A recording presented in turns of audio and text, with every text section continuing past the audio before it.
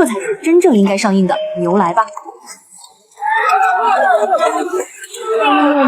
在 AI 自制短片《飞妖哉》里，主角阿牛是个30多岁的光棍，穷笨，连女人的手都没摸过。而村里有个60岁的老头，突然老来得子，全村都去道喜。大家盯着画老头家里送子观音的脸看，阿牛却发现画中人的脚上挂着脚镣。阿牛觉得不对劲，晚上偷偷摸进了老头的家，却发现老头从画里拽出了一个活生生的女人，还念叨着要他再生一个。一幅号称送子观音的画，居然成了囚禁活人的牢笼。慈悲的宗教符号被异化成了人口贩卖的包装纸。那个卖画的尼姑还是男人假扮的，从头到尾没有一个超自然的东西在作恶，全是人。阿牛吓得连滚带爬跑回家，在被这一幕冲击过后，他的耳朵里全是村里人嘲笑他没有后代的声音。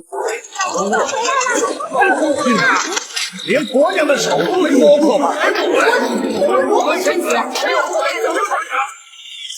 在他们眼里，一个光棍买画留后是天经地义的事，阿牛的恐惧反而成了笑话。第二天，阿牛干了一件谁也没想到的事，他把自己养的猪卖了120文钱，揣着去庙里求画。一个尼姑走过来，和他一手交钱一手交画。拿到画的阿牛跑到湖边，把画中女子放了出来。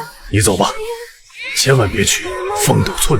女子愣住了，观众也愣住了。原来阿牛小时候就亲眼见过母亲脚上绑着脚铐，那时他什么都做不了，只能捂住耳朵蹲在墙角。所以他卖猪买画放人不是一时冲动，是在弥补小时候的无力感。短片最后，阿牛和那个女子在桥上擦肩而过，谁也没回头。东方叙事的留白都在这一个镜头里。救你是我的事，走不走是你的事，各自往前走，谁也不欠谁。画中人不是妖，真正作祟的从来都是人心。而这部短片影射的是人口买卖，画里的铁链就是现实里被拐妇女脚上的锁链。那幅送子观音画就是包装成祈福行善的拐卖渠道，假扮尼姑的人贩子一手交钱一手交人，和现实里那些以介绍对象收养为名行贩卖之实的中介路数一模一样。村里人的态度也和现实中的那些买媳妇的村子一样，全村都知道谁家的媳妇是买来的，但没人报警，甚至帮着看守，全都是帮凶。飞妖哉不是孤立，这2年 AI 短片像井喷一样冒出来，做他们的人你可能听都没听过。福州湾边一个古风小院里，2个90后，几台普通电脑，13天花了不到1万块搓出一部百将纸气灵，把剪纸、非遗和赛博打戏揉在一起，